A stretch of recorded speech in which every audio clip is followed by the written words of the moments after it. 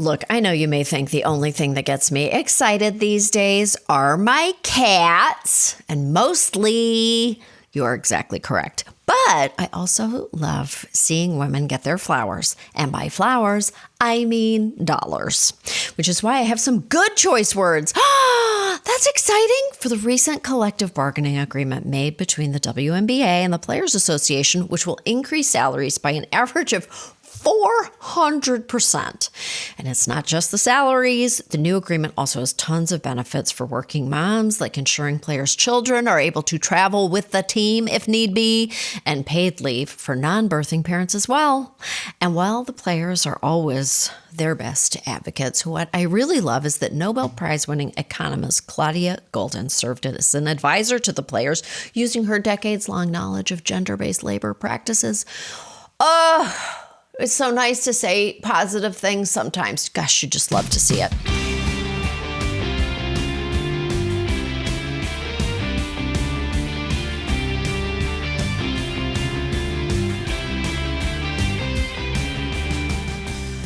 This is Choice Words. I'm Samantha Bee. My guest this week is my former Daily Show co-star, Aasif Mandvi.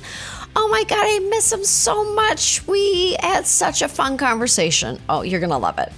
After you enjoy this very special episode, be sure to look up spring dates for my How to Survive Menopause tour, now up on SamanthaBee.com. Until then, I would take a lesson and make good choices.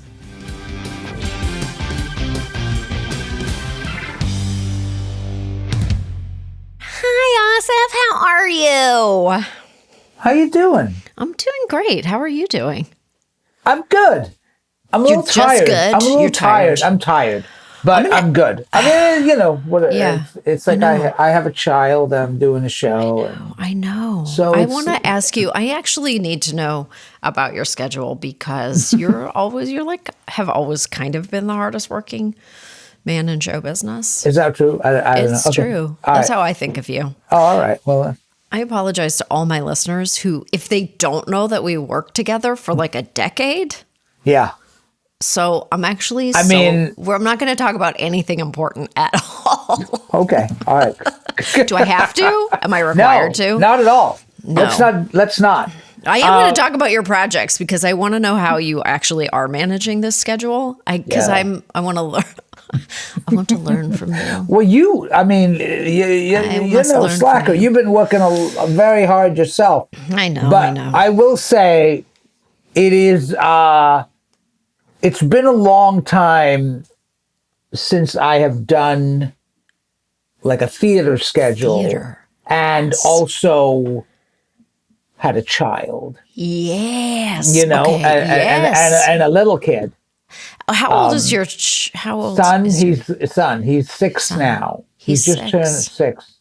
So God. I mean, so it's like I did a play a couple of years ago in LA with Rainn Wilson, but I was away, like I was gone, and so I was just basically, you could sleep. I was basically sleeping all day and just go and do the show at night. You know what I mean? Yes. And so that wasn't the same. But this is like, I'm still doing parenting stuff, and so and my wife is also handling the lion's share of that when I'm in tech and all that stuff. Yeah. So it's been but you know how it is. You've got 14 children. Just enough. Okay, so you're like doing. What are you doing? You're doing Fallen Angels. You're doing 8 shows, or do you have an 8 show week? 8 shows a week. You're like, you don't even know. We have a Wednesday.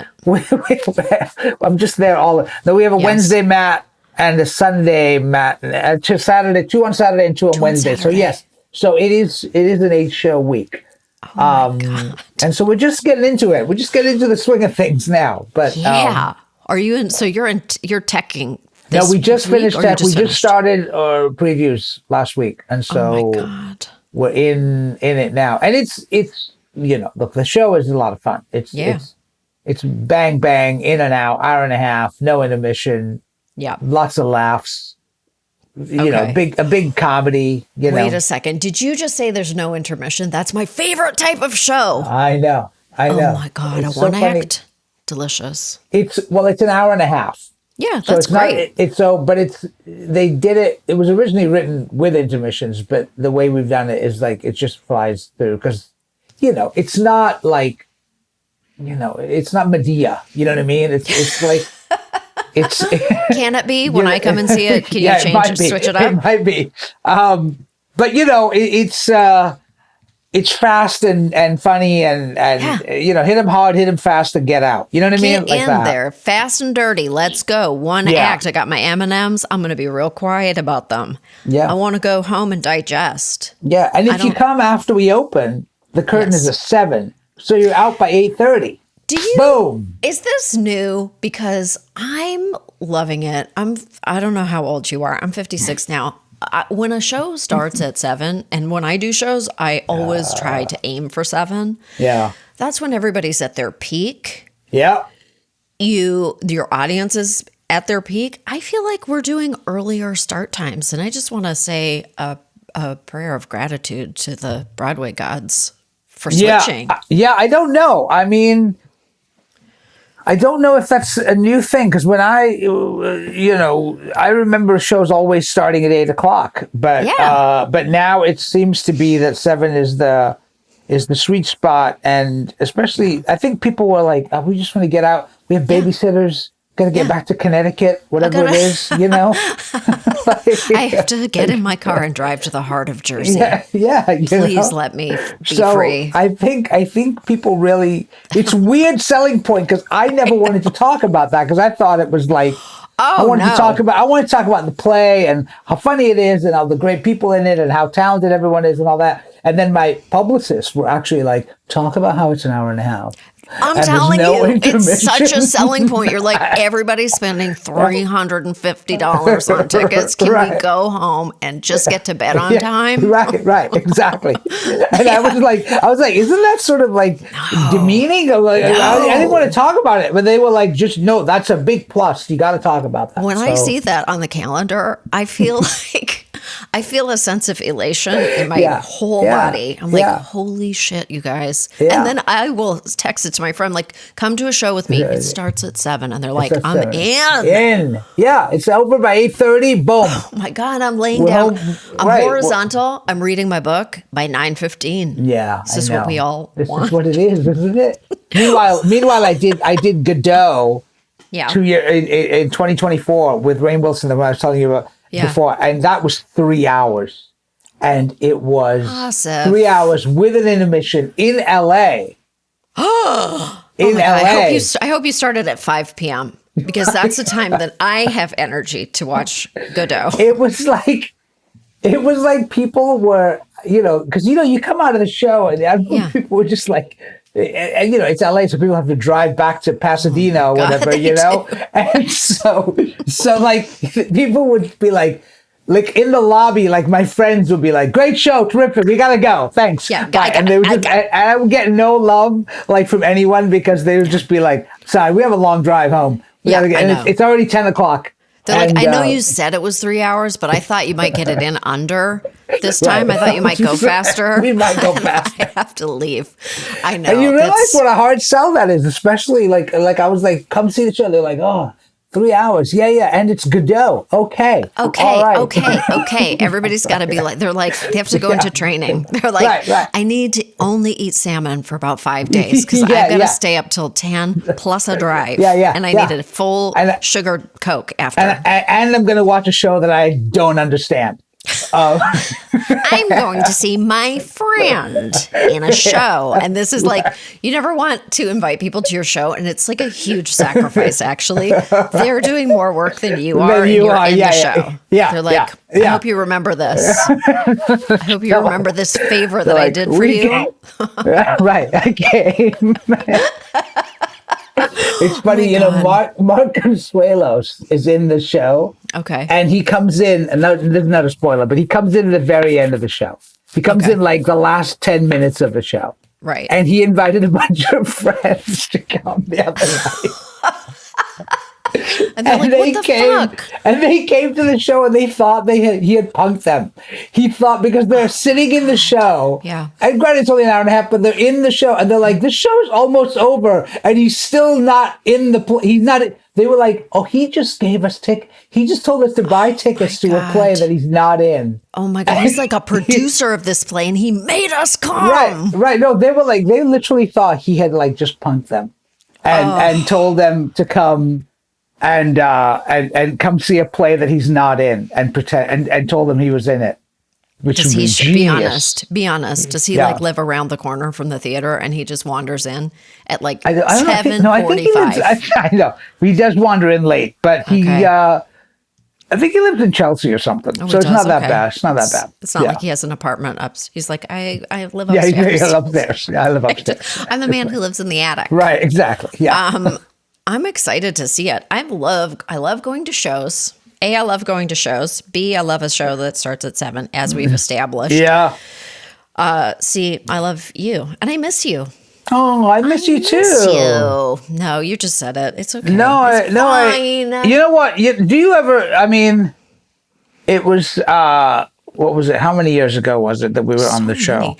You know what? I actually, when I was getting ready, because I got ready in my white sweatshirt. I can see that. Yeah. I was like, when did we first meet? And I remember it. Really? It was in Columbus. So whenever the year was that we were in Ohio, I first met you in Ohio, I believe. We first met on 52nd Street at the studio. When you auditioned? No, that way, like the week that I first started. No, but you started at a convention. No, that's what I feel like I remember. No, that's totally wrong. Okay. No.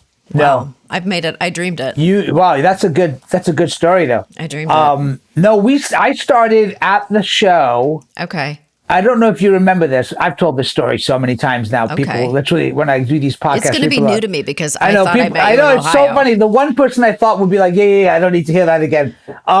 No, because my friends will text me and be like, how many times are you going to tell that Daily Show story? Okay. But I got hired the same day I auditioned. Oh, yeah. You remember that now, right? Okay, now, yeah. They were like, you're hired. Get in a suit. Yeah, and they literally had me on the show that night. I auditioned for John, like, before rehearsal. And then they were like, go through makeup and get in, and you're going to rehearse. And then I was like, what? And then I rehearsed and I don't know if you know this part. Okay. But Bruce Springsteen was there that night. That was the Bruce Springsteen night. Bruce Springsteen came. Yes. And he was in the audience for rehearsal. Yeah. And I remember at the time being like, that's unbelievable that Bruce Springsteen works at The Daily Show. No, I thought. I was like, he also works. He does props. No, because you remember, in rehearsal, it was just a bunch of writers. It was the writers and some people in the crew. Yeah. And then there's Springsteen sitting there with his baseball cap on. Yeah. And then he came backstage afterwards and told us all we did a good job. And he was like saying hi to everyone. And I was just like, the weird thing is, my first experience with The Daily Show, the bar was I thought that was normal. Yeah. You know what I mean? I was like, oh. Yeah. There must be like huge pop stars and movie stars just hanging out backstage all the time. Yeah. And that was of course not the case. But it did happen often enough that you were like, I met, like sometimes my kids are like, who have you met? Who have you met? And I'm like, I don't know how to explain. I mean, see if you feel the same way. I don't know if I can, I'm not explaining it well to my kids, but I'm like, yeah, but you're not, like, you're meeting Bruce Springsteen, but he's more human when he's just like sitting in rehearsal and he's got a baseball cap on and he's like friends with John. It's not like, you're not like meeting Bruce Springsteen You're meeting them on the way in and out of the studio in that kitchen area. Yes. Where sometimes they would stop and say hello. Like I met Michelle Obama there. Yeah. My big one after Bruce Springsteen was I met Paul McCartney. And he said, that's big. And I was on the show that night. I remember, and McCartney was coming on. Yeah. And I was coming off. I had just done my chat and he was coming on as the guest. Right. And I remember like, he was like, you're really good. Sounds great. Great job. And would you like to be a Beatle? But do you remember that Paul McCartney used to come and hang out in the edit suites? I never had that experience. You should ask Payon and those guys. What? Yes, Payon was one of our Mark Payon, one of our famous editors of the Daily Show. They used to talk about how when Paul McCartney came to the show, and he was on a bunch, he would just come out and hang out in the edit because they wouldn't be like, nobody could be on the first floor. McCartney's here in the building, and so then McCartney nobody could be on the first floor. Was that a? Well, they would say please don't hassle Paul McCartney. And then McCartney would just walk around the edit suites, and he'd just stand in the door and be like, "What are you working on? Ah, it's great. Oh, that looks good. That's very funny. I love your Avid. Let me take a look." And then, oh my God! It's such a weird job because I remember when we were in, I forget the 28 in Denver. We were in Denver. Oh yeah. For the 2008. No. It was after he was already president. So Barack was already president. You know what? I know when it was 2008 that we were in Denver because guess what? I had a newborn baby with me. You did. And I had gone to Target and bought myself a hot plate and I was making my own omelets in my hotel room. Is that right? That's right. Because I was like, I can't continuously eat hotel food. I'm going to make chapatis in my hotel room. Oh my gosh. And I don't care. That's great. Well, you're like an old Indian auntie. Yeah, that's right. I'm like, I'll sit in the hallway and I'm going to make chapatis for everyone. I don't give a damn. I can't do this. I can't eat any more Denver omelets. I can't. Yeah. So anyway, I remember one of the things where President Obama at the time, was on the show. And he was walking around and we were in some big convention hall and he was walking and he kept going in and meeting people in different offices and suites. And I kept going and being like, was he here? And they'd be like, he just left. You just missed him. I just missed him and I just never saw him. Anyway, but because they had those those lead teams where they would have to they were like, we're taking him on the craziest maze that any human has ever walked. Exactly. We're taking him on. I was like getting in elevators and trying to beat them and I was be on the wrong floor. You can't catch him. He's elusive. They make it so. Yes, I do remember the directive of don't bother Bruce. Oh yeah, yeah. And I was like, how can I not? But I did bother Bruce once because my stepmom, who is the ultimate Bruce Springsteen fan, I was like, can you please allow my stepmom to sit in the audience when Bruce plays? Because I will die as a person if I don't give her the chance to see him in the flesh. Yeah. He's so used to that. Well, when I was on the show, he wasn't on the show. He had just come to hang out with John because he and John are buddies, right? So and I remember after I got done and then John was like, come to the, the post, whatever the room. And then Bruce was in there and then Bruce shook my hand and he was like, hey, I heard it was your first time. You did a really good job. And it was the most awkward meeting in the world because I looked at him and he was like, yeah, you were really good. And I looked at him and I was like, you're really good too. You're also good. You also are. You might have something there. You should pursue singing and music and poetry. You're good too. You're good too. You also have talents. Oh my God. Pathetic response. Oh my God, anyway, I'm crying. Yeah. I always enjoyed seeing people who were because everyone looms so large on the screen and then they're just in our green room and they have so much makeup on that it's almost inhuman. They're wearing the thickest and they're also human lollipops. They're 3 feet tall with a giant head. And I was like, I see why I'm not a movie star. I'm not built like this weird figurine, like Thumbelina. Right. I don't. Okay. What was it that John Oliver said once? He said, I don't know. When he met George Clooney, and he said, I realized, it was a great line, because he said, I realized that everything on my face is in the wrong place. It's all in the wrong place. It's the wrong size, and it's in the wrong order. I remember walking behind Jude Law, and I really like Jude Law. I don't know him at all. I didn't meet him. But he was he would be swimming in my jeans. I'm not joking. But his head 3 times the size of mine. It looks great on screen. It's like if I put my jeans on him right now, he would trip on them. He would fall down and kill him. Okay, the cast of your shows, oh my God, is incredible. The cast the Broadway show? Yeah. Rose Byrne. I love her. Such a lovely. I had only met her briefly once. We did a movie together years ago, and we didn't really hang out because we didn't have any scenes together. But she's the greatest, and she's just like the most. Everybody's so fun. Kelly O'Hara. Oh yeah. She's such a sweetheart, and then Chris Fitzgerald, who I'd never worked with before. Mark Consuelos, who I mentioned, great, has the apartment upstairs. Lives there. And lives there. And he's Tracy a cobbler. He fixes everybody's shoes at midnight. Good for him. Tracy Chimo, who I didn't know and is lovely. We're just a lovely Well, you're about lovely to cast. have an intimate experience of working together constantly. I know. For months. I know. How long is the run? But it's great when you're doing a play, because when you're doing a play, the run is till June 7th, but you are out there, and Noel Coward is it's like a high wire act, because you got to be like pop, pop, pop, pop, pop, pop, pop, pop, pop. Yeah. And if one thing goes off, you're out there just like holding on to each other. Yeah. Trying to just be like, I hope, the other night, I think, Rose, she's supposed to go and collapse on the sofa. Okay. And because she's in having hysterics.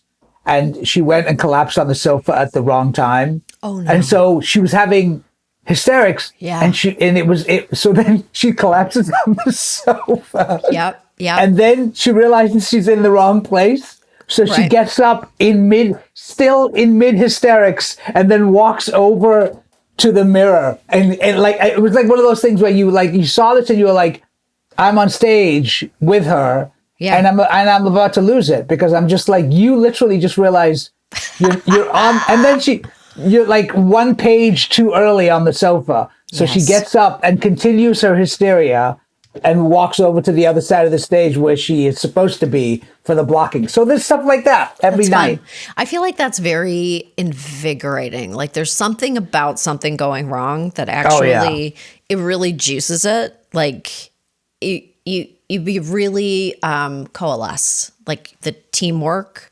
Everybody's like, let's go. Oh yeah. No, it brings the energy. It's terrifying, and yet, and you see the other person, like the look in their face. We've all had the white room. Kelly likes to call it going into the white room. Okay. Where you don't know the next line and you have no idea where you are, and you're just standing there in front of like a full house of people and a Broadway. What do you do?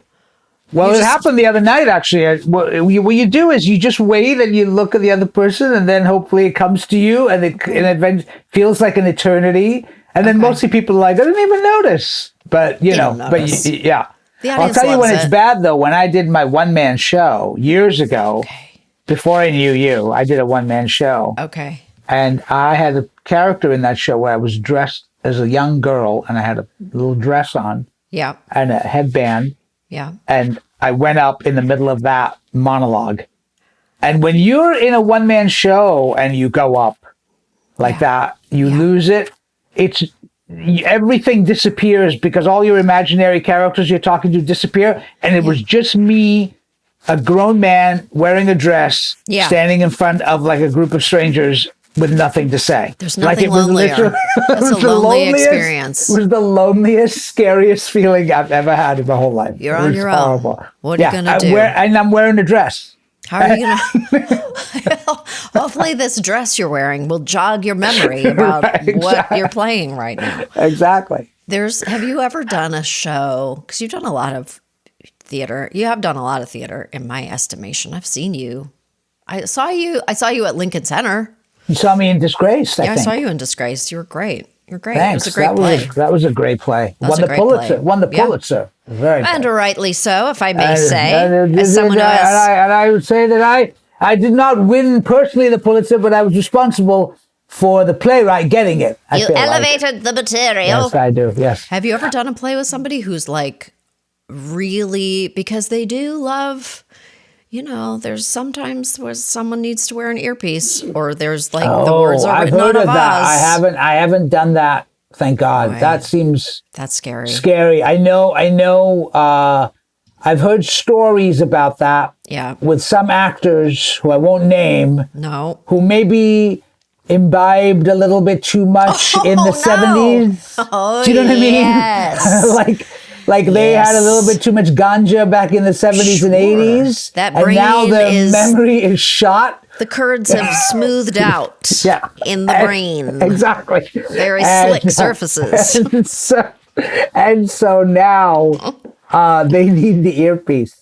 Yeah. But I tried it once on a show, not a play, like a TV show. Oh, you did? Because I had this giant monologue that I was supposed to do like the following week. And they decided to do it that day. And I hadn't learned it at all because it was this long thing. And the producer came up to me and she was like, "Listen, why don't you go take some time, work on it, and come back in an hour, and we're going to shoot it." But it was like a page, and I was like, "Oh my God!" All right, so I'm like trying to learn it, and then she said, and of course I didn't know it well enough. No. So then she came up to me and she said, "Listen, do you want to wear an earpiece? And you can put the earpiece in, and they'll just feed you the lines while you're doing it." And I said, okay. And I'd never done that before. I never even thought about it. And then I did it. But I found I took it out because it was so distracting. Because I put it in, and then there'd be some some crew guy just saying the lines and I have to, and so like my entire performance ended up going, me being like, "So what? Wait, what? No, say it again. God. Say it again." Oh yeah, okay, got it. Okay. They gave her heartfart monologue to like a guy who's like, I'm the best boy. I don't know what you're. Okay, so dear Marcy, when I left you, it was because and then I'm like, "Dear Marcy," and then he would speak and he would mumble because he was not a good articulator, and then I would just have to be like, "I'm sorry, say that again. Say it again. Say that again. What is he saying?" And so they were like, and then I took it out. I said, I can't. It was more distracting than useful. That's honestly like when you're doing a scene for something. You do a scene in a movie, and then the main actor is like, "I'm fucking out of here. I'm not waiting." I've had so many one-line characters, and the main actor has left for the day. He's gone. Yeah. He's gone. Yeah. So you're just saying it to like a tennis ball on a stick. And like the script supervisor is reading their lines that you have to emote to. I can't. Yeah. Oh my God. Have you ever done a full? I've never had that, but that was one of the rules that we sort of tried to live by on Evil when I did that show, which was that we wouldn't take. You did that for a long time. 4 years. Yeah, that's good. Yeah, and so we had a rule on that show where we would try to not leave. Yeah. When the guest stars were doing that, we would try to give them the line readings because it just made for the better performance, Of course. It's kind. That's very human. Yeah. Although they do make those one-line. I don't feel like there are any one-line parts left. I feel like the one-line parts now all are going to like celebrity cameos. Like there's nothing left for the journeyman actor. There's no jobs. There really is not. There really isn't. Like no. And now that they're going to make AI into extras out of AI, you know what I mean? Like the AI is going to build in all the extras. Yeah. This is just going to be like, because think about this, like, I don't know about you necessarily, but for me at least, I came up in like doing extra work, doing like the one-liner, doing the thing. That's how I built my career and my resume and my... But if we're in a world now where you can't do that because those parts are all just going to be synthetically generated, I couldn't have stayed in New York. I did extra work for like 5 years just to pay the bills. Yes, and I wouldn't, it's like bills paying, healthcare, very important, and then also skills building because it actually takes I mean, it actually takes work and it takes a constant exposure to sets to be calm on them. And part of your job, like the main part of your job in a way, there's like acting, but you can't act if you're so nervous because everything you've ever waited for in your life is happening right now and everybody's watching you. You actually have to, it's better to kind of rise up in the ranks and be building those little, little, put brick by brick, understanding how to control yourself on a set. Who you are, how to relax in a way. I find all of that. And then also just like, like I would not have been able to live in New York City. No. If I hadn't been able to get like that extra work just to pay the bills and whatever, I would have had to move back home. And so I just wonder what's going to happen. Brad Pitt started as an extra. I know. He was an extra in movies when he first started out. And that's how, and so you just wonder like, what is going to be the story of like people, how are people going to come up? Because unless you're already a star or established, how do you get established? I think basically your parents have to be movie stars. If your parents are movie stars, you're fine because you can afford your rent. You already have health care and you know how to be on set. So we should only watch that. Or they're just super rich and they will just finance a movie for you and they'll just give you all this money and then you just go make a movie for yourself. 100%. I love that world. I think billionaires and the children of billionaires are just some of the most creative people with the best possible ideas. They're really telling the best stories. Exactly. Oh, boy. Real storytellers. Stories we can relate to. That's what I like. They have real stories that we can lived in the world. We can all relate to. Yeah. Oh, my God. Could you even imagine? Sorry. No. Could you even imagine being the senior Middle East correspondent today? Oh my God. On the Daily Show. Oh my God. Oh my God. Aasif, what the hell is going on? It's insanity. It's insanity. I mean, I actually sometimes, I don't know if you ever do this, but I mean, you had a show where you interviewed people on your show for a long time. And so you got that up. But like, I left the Daily Show and haven't gone back to that world necessarily. But I sometimes do fantasize about it because I sometimes do watch the news and see the way these people who are liars and criminals being interviewed like they are not the clowns that they are. Do you know what I mean? And I feel like sometimes they need to be interviewed like Daily Show style. I agree with you. And where 100%. You just kind of like, you present to them their own hypocrisy in their face and their own lies, which I feel like the traditional corporate news media never does. They sort of treat these people like they are legitimate, like they're saying legitimate. Like they're saying the truth, and then they sort of argue like this kind of whereas instead of just like mocking them, which is what you did on your show and what you did on the Daily Show and what we all did, but like I feel like there's not enough of that now. And now I don't think they would sit down with the Daily Show anymore, but. There's too many people paying their mortgages, and there's too many people who like you know what I mean. Like I mean, nobody's like in a way. Oh, it's weird to say this, but there aren't enough people who have the ability to burn all the bridges in their life. Like we actually need.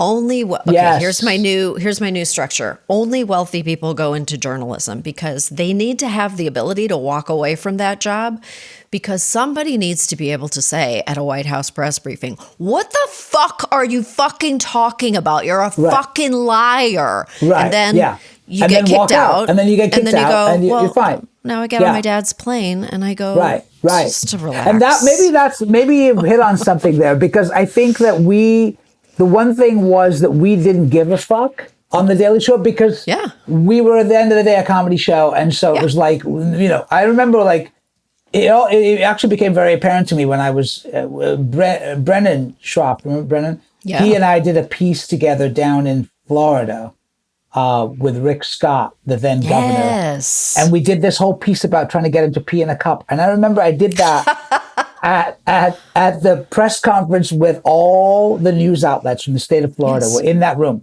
And I asked him to pee in a cup, and it was funny, and it was great. It was a great little Daily Show bit. Yeah. But what was so surprising to me was when I came out of that room, every one of those journalists in that room, from like ABC News or all of it, they all came up to me and they were all just like, "Oh my God, we wish we could do that. We wish we could do that." They were so jealous that we got to do that. We got to do whatever because we had no right to be there, and we didn't. Right, we had no credentials to lose. Right, we were just lucky to be there. Exactly. So, I remember we got in that room because two guys who looked like ZZ Top just like fucking walked us in from the back door and walked us in. I remember. Yes. And that's the only reason we were in there, And also political scandals there was a different flavor. Like there was, definitely I feel like the Iraq war coverage at the Daily Show was like second to none. It was really, really great. But we also covered a lot of other stuff that was more dumb, and we would still find our way in these press conferences where we were like, I remember trying to touch Howard Dean's neck, and there were just so many occasions where we were doing total shenanigans with no hope of getting the bit, and we kept getting it because they were like, okay, we'll do touch it, fine. They were simultaneously we got it because we were we had no business being there, and at the same time people kind of knew who we were, and we were kind of cool kids, so they sort of also wanted to be part of it, and that was kind of this weird dance. There's such a chill on all of this. I think the FCC, what a mess. Media consolidation, what a mess. The best journalists are just like holding on by the skin of their teeth. They have to be in these press conferences. They have to ask the president questions as though he knows what he's thinking policy-wise. Right. As though his brain isn't literal Emmental cheese. They have to, they're like, they must write these questions. And they're like, what is your thinking on on a timeline to end the war in Iraq, as though he's thinking his cheeseburger at lunch, as though he's thinking past his golf game, or even just taking the next breath, really. Yeah. I mean, look, you have Canadian citizenship still, don't you? You're still. You know what? I do. I have dual citizenship, but I don't take it lightly. My kids were born here. I can't believe I'm believing in human beings. There's a lot, I believe in fewer human beings now than I probably used to. But I still think there's goodness out there.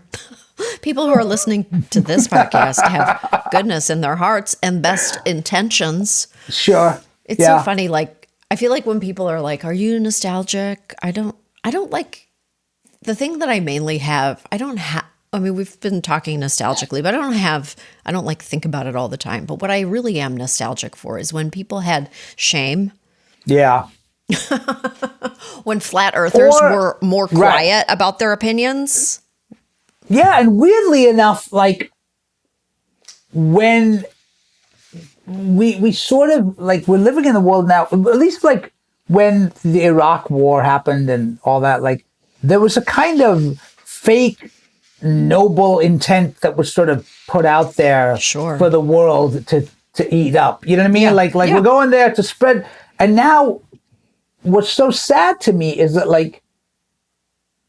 not that was good, but now that has even been thrown away. And now they're just Pete Hegseth is we are just not going to operate with the rule of war. We will just do whatever we want. And so now that everything has gotten thrown out to the point where I now believe in none of them. I literally have lost my, I'm an immigrant to this country, and as are you, and I have this sort of idea of what America represented, this idea of democracy and freedom and all that, and I suddenly have in the last few years have just lost that feeling. Well, I did. When I first came here, I thought that there were actual like laws and rules. I didn't realize that they were all sort of like predicated on a handshake, and they were like, we probably shouldn't, like, we probably shouldn't start a riot like on January 6th. Like, we probably shouldn't like foment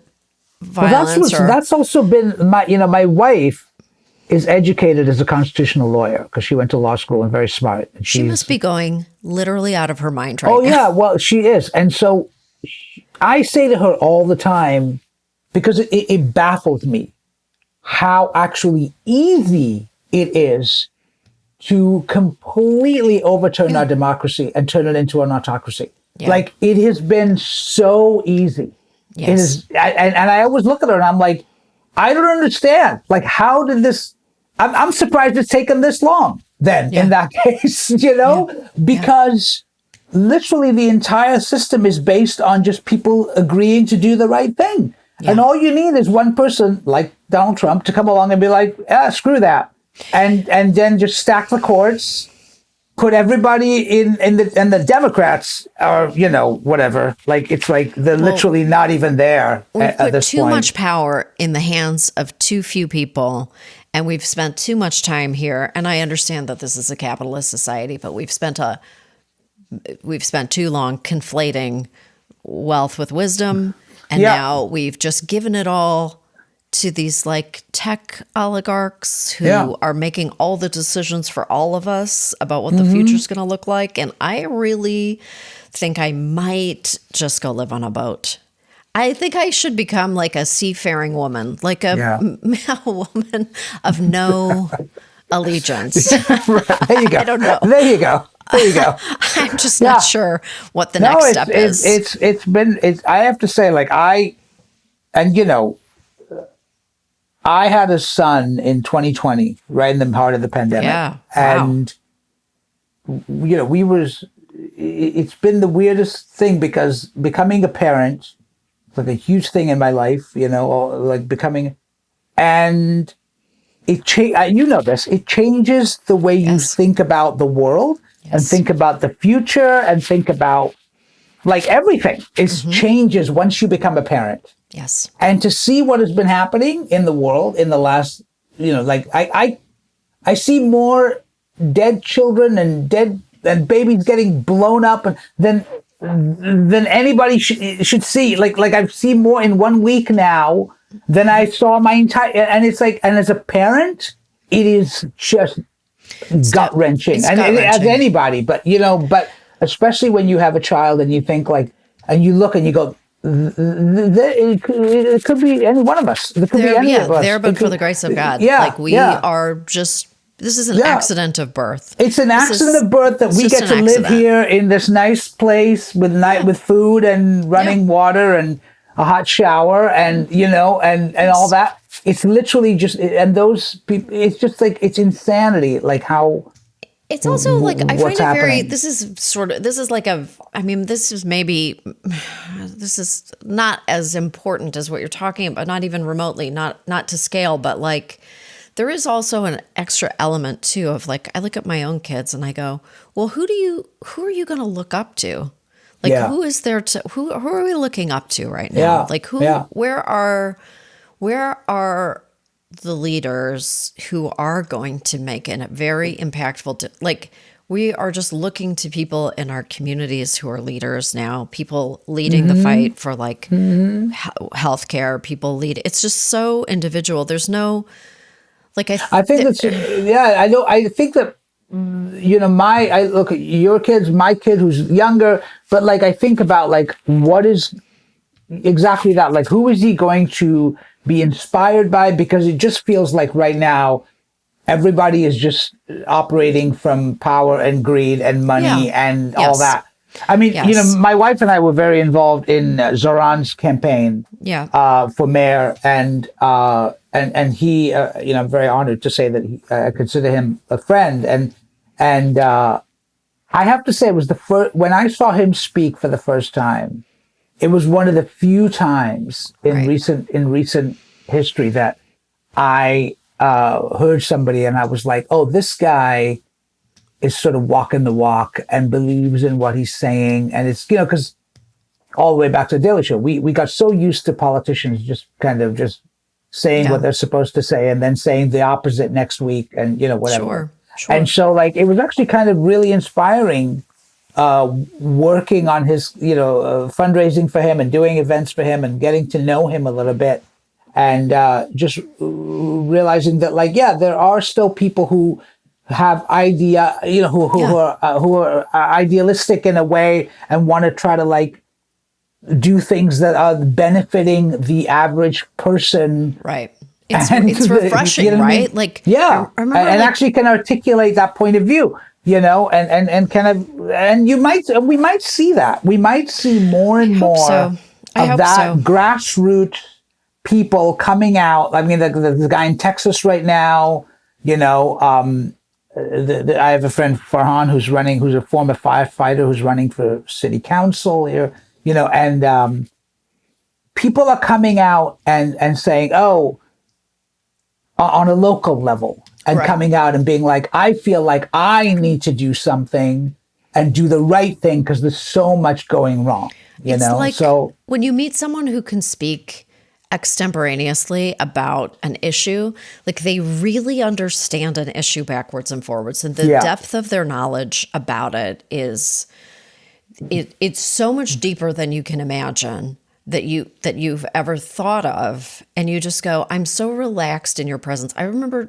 I interviewed Chris Murphy for Senator Murphy for my show, and he spoke elegantly and with such a deep reserves of knowledge about the conflict in Yemen, because he really understands it. He really understands it and studies it and learns about it. And I felt like my brain was, I literally felt like a child, that I just sitting there going tell me more. Yeah. I wish I was taking your class right now, because, we have not, there is just not. Well, this is the crazy thing. This is what we realize, that those people are the exception to the rule. Yeah. The rule is you have Ted Cruz, who can't even tell you what the population of Iran is. Yeah. Do you know what I mean? I don't even think he says Iran.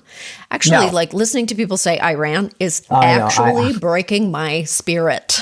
I'm like, if you're going to go to war with a country, you should learn how to fucking say it. I'm getting all fired up. The lack of solemnity that exists in our administration right now, sending people, starting a war. There's no starting a war wearing your ball cap, starting a war.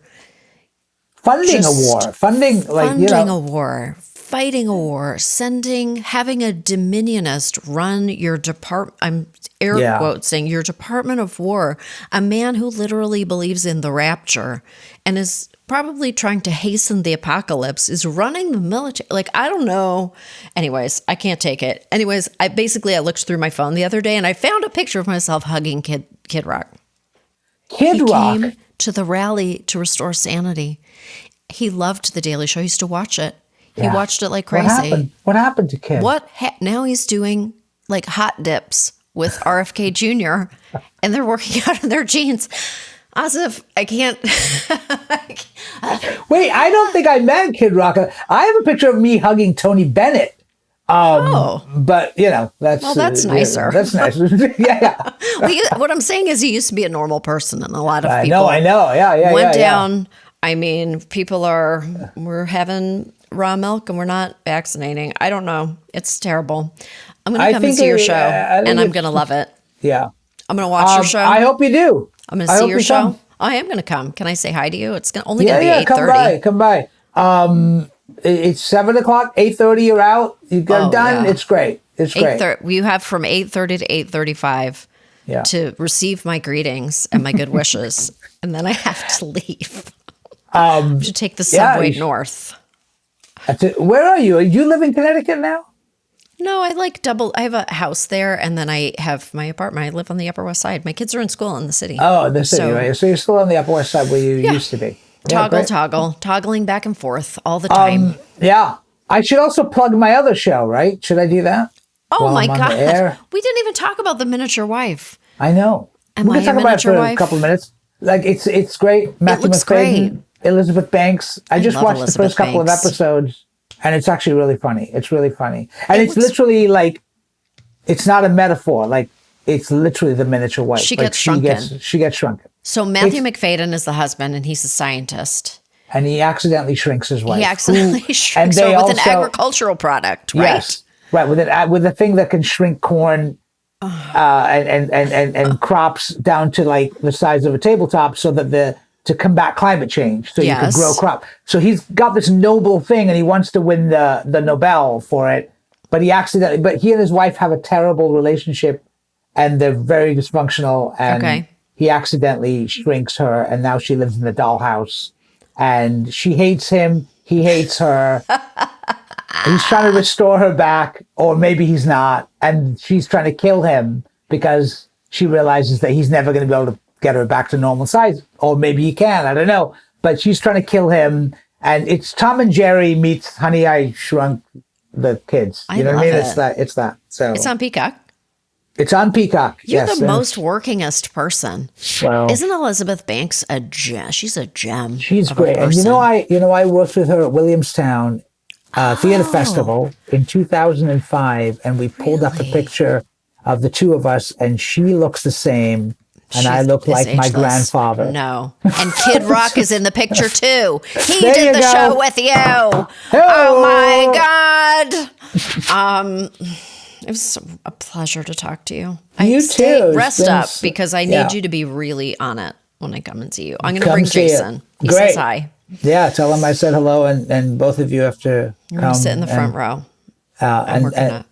yeah, and bring Brennan. Bring Brennan as well. Oh yeah. Oh, you know what? You know what? You should do a double date. Brennan, That's a fun double date. his wife, you, Jason. We'll boom. get him in from Jersey. We'll Yeah. make him drive in. Hour and a half. Grab Indian food right after. There you go. Jesus. Thanks, Aasif. Have a great day. Thanks, you too, Sam. What a So pleasure. good to see you. What a pleasure. All right. Bye.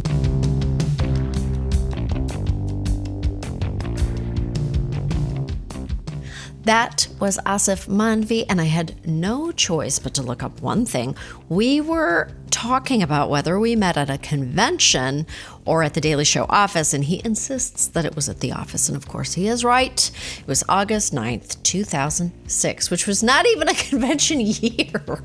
What the hell was I thinking? Who even am I? Never ask me to recount a memory again. I no longer trust myself. Thanks for joining us. I'm Samantha Bee, and we will see you next week for some more choice words.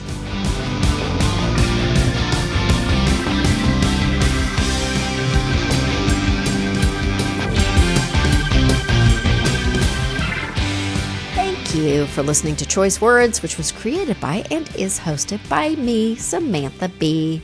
The show is produced by Svea Baron-Reinstein with editing and additional producing by Ryan Connor. We're distributed by Lemonada Media, and you can find me at Real Sam B on Instagram. Follow Choice Words wherever you get your podcasts or listen ad-free on Amazon Music with your Prime membership.